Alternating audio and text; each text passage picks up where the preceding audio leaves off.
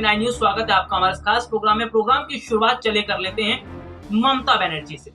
पश्चिम बंगाल की मुख्यमंत्री ममता बनर्जी, जिन्होंने शपथ भी ले ली और सबसे बड़ी बात यह है कि ममता बनर्जी के हारने को लेकर तमाम तरह से दावे बीजेपी नेताओं की तरफ से किए गए थे। जब चुनाव प्रचार प्रसार करने बीजेपी के नेता बंगाल में जाते थे, उनका एक ही स्लोगन होता था, एक ही नारा होता था कि ममता बनर्जी इस बार पश्चिम बंगाल का चुनाव हार रही है। लेकिन नतीजे जब सामने आए तो उसने तो सभी राजनीतिक पार्टी के नेताओं के होश उड़ा दिए। बीजेपी को इस बात की उम्मीद नहीं थी कि 100 का आंकड़ा भी वो नहीं छू पाएगी।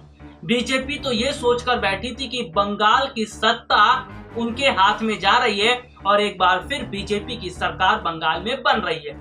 लेकिन जब नतीजे सामने आए तो उससे देखने को यह मिला कि बंगाल की जनता ने बड़ी ही समझदारी के साथ वोट किया और ये बता दिया कि वो किसको सत्ता पर बिठाना चाहती है। हालांकि अगर मैं बात करूं तो ममता बनर्जी की जीत के बाद अब विपक्षी पार्टी के नेताओं को बहुत बड़ी मजबूती मिली। विपक्षी पार्टी के ये नेता एकजुट हो चुके हैं और धीरे धीरे आने वाले समय यानी कि साल 2024 का जो लोकसभा चुनाव होगा उसके लिए अब तैयारियां करते हुए नजर भी आ रहे हैं।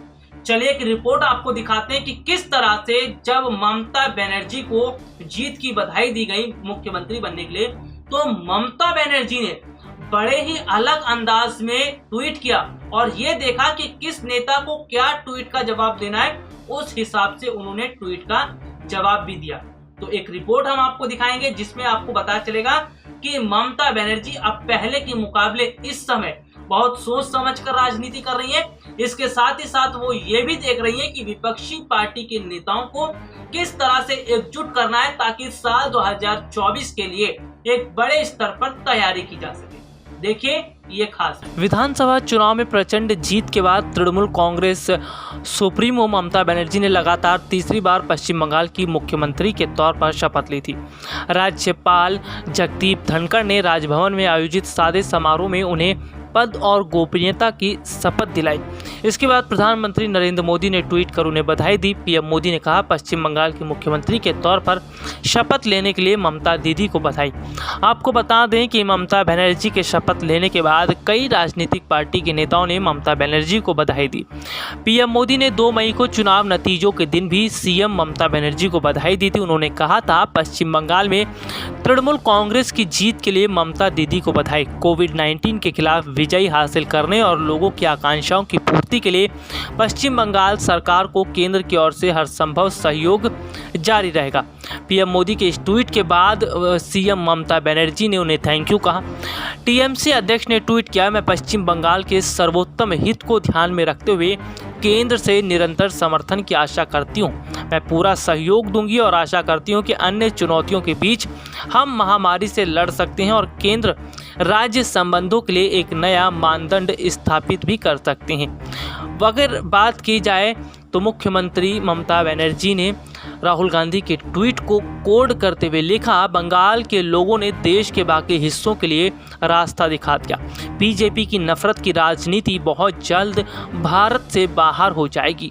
कांग्रेस नेता राहुल गांधी ने 2 मई को नतीजों वाले दिन भी ट्वीट करके कहा था, मैं ममता जी और पश्चिम बंगाल के लोगों को बीजेपी को हराने के लिए बधाई देता हूं। आपको बता दें कि ममता बनर्जी ने ट्वीट करते हुए सभी राजनीतिक पार्टी के जो नेता हैं न सिर्फ उनका शुक्रिया अदा किया बल्कि अखिलेश यादव का भी धन्यवाद करते हुए ममता बनर्जी ने लिखा, बंगाल के लोगों ने विकास के लिए वोट दिया और विभाजन की राजनीति को खारिज कर दिया। उन्होंने दिल्ली के मुख्यमंत्री अरविंद केजरीवाल के बधाई ट्वीट पर कहा कि आपके निरंतर समर्थन और सहयोग की जरूरत है। दरअसल जिस तरह से पश्चिम बंगाल चुनाव में ममता बनर्जी बड़े स्तर पर चुनाव जीती हैं और दोबारा से वो मुख्यमंत्री की शपथ उन्होंने ली है, इससे साफ पता चलता है कि बंगाल की जनता ने एक बार फिर ममता बनर्जी को मुख्यमंत्री के रूप में पसंद किया है। और सबसे बड़ी बात ये देखने को मिल रही है कि पश्चिम बंगाल के अंदर जिस तरह से बीजेपी ने बड़े स्तर पर चुनाव प्रचार प्रसार किया लेकिन उसका कोई भी फायदा देखने को नहीं मिला। यही वजह है कि बीजेपी नेता इस पर अब कुछ भी बोलने से चुप हैं। लेकिन सबसे बड़ी बात तो यह है कि ममता बनर्जी ने बहुत ही सोच समझकर सभी नेताओं को ट्वीट का जवाब दिया और उनके ट्वीट के जो जवाब उन्होंने दिया था उसमें बहुत कुछ संदेश देखने को भी मिल रहा है। पीएम मोदी को जो ट्वीट का जवाब उन्होंने दिया उसमें भी एक अलग स्थिति देखने को मिल रही है, तो वहीं राहुल गांधी, अखिलेश यादव और अरविंद केजरीवाल को भी ट्वीट का जवाब देते हुए जो उन्होंने लिखा उसमें भी एक अलग तरह की स्थिति देखने को मिल रही है। दरअसल जिस तरह से अरविंद केजरीवाल, अखिलेश यादव और राहुल गांधी को ट्वीट करते हुए ममता बनर्जी ने लिखा कि अब विपक्ष मजबूत हो रहा है और आने वाले समय में विपक्ष की ज़रूरत होगी, यानी कि ममता बनर्जी अभी से उन्होंने शुरुआत कर दी है विपक्षी पार्टियों को एकजुट करने की। और ममता बनर्जी इस कोशिश में लगी हैं कि आने वाले समय यानी कि साल 2024 में जो लोकसभा चुनाव होने वाला है उससे पहले सभी विपक्षी पार्टियों को एकजुट करके एक मजबूत स्थिति बनाई जाए ताकि चुनाव में जीत हासिल करें। तो देखा आपने कि एक बड़े स्तर पर यहाँ पर देखने को मिल रहा है कि किस तरह से ममता बनर्जी एक बड़ी स्थिति में नजर आ रही है। लेकिन हाँ, कुल मिलाकर अगर देखिए मैं बात कर लेता हूं तो फिलहाल स्थिति तो ये बता रही है कि पश्चिम बंगाल की जनता ने ये बता दिया कि वो बंगाल की सत्ता पर किसको बिठाना चाहती है। लेकिन अब मैं आपको यहाँ पर ये बताऊंगा कि अब बीजेपी के लिए उल्टी गिनती शुरू हो चुकी है, क्योंकि बीजेपी के लिए अब परेशानियां खड़ी होनी शुरू हुई हैं। और इसके साथ ही साथ आपको ये भी बताऊंगा कि आखिरकार कहां और किस तरह से बीजेपी को झटका लगा है। तो चलिए सबसे पहले हम बात कर लेते हैं बंगाल की।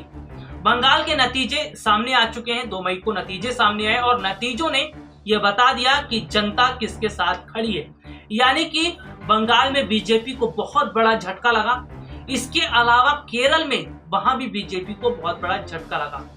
इन सब के बीच उत्तर प्रदेश पंचायत चुनाव के जो नतीजे सामने आए उसने तो योगी सरकार को ही नहीं बल्कि मोदी सरकार को भी हिलाकर रख दिया। उत्तर प्रदेश पंचायत चुनाव के नतीजे ऐसे सामने आएंगे, इस हिसाब से सामने आएंगे, ये बात तो उत्तर प्रदेश के मुख्यमंत्री योगी आदित्यनाथ ने भी नहीं सोची थी। दरअसल उत्तर प्रदेश के पंचायत चुनाव के जो नतीजे सामने आए उसमें देखने को मिला कि बीजेपी बड़े बड़े जो जिले थे वहां पर जो सीटें हैं जिस तरह से हार गई, इसका मतलब है अचानक उत्तर प्रदेश की जनता का मूड बदल गया और उन्होंने बीजेपी को किनारा कर दिया। उत्तर प्रदेश पंचायत चुनाव के नतीजों ने यह साबित कर दिया कि अगले साल का उत्तर प्रदेश का विधानसभा चुनाव भी बीजेपी के लिए इतना आसान नहीं है, योगी आदित्यनाथ के लिए भी इतना आसान नहीं है। चलिए अगर उत्तर प्रदेश की बात कर रहे हैं तो फिलहाल सबसे पहले बात कर लेते हैं पश्चिमी उत्तर प्रदेश की। पश्चिमी उत्तर प्रदेश जो जाट समुदायों का बहुत बड़ा इलाका उधर कहा जाता है, मेरठ, शामली और हापुड़, ये तमाम तरह से देखिए उधर जो पश्चिमी उत्तर प्रदेश है वो पूरा आता है बुलंदशहर। तो ये पश्चिमी उत्तर प्रदेश जहां पर किसान जो नेता हैं वहां पर बड़ी संख्या में है, किसान बहुत बड़ी संख्या में है।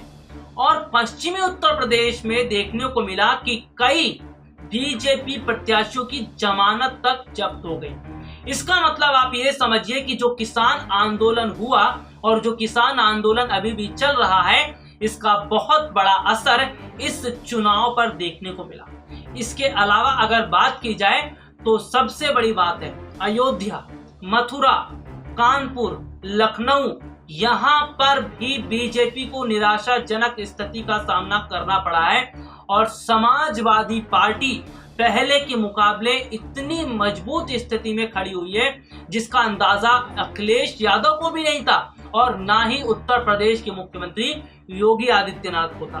तो चलिए मैं एक रिपोर्ट आपको दिखाता हूं कि किस तरह से उत्तर प्रदेश पंचायत चुनाव के नतीजे सामने आए और उत्तर प्रदेश पंचायत चुनाव के नतीजों ने यह बता दिया कि अगले साल का उत्तर प्रदेश विधानसभा चुनाव बीजेपी के लिए कितनी मुश्किलों वाला होने वाला है। देखिए ये खास रिपोर्ट।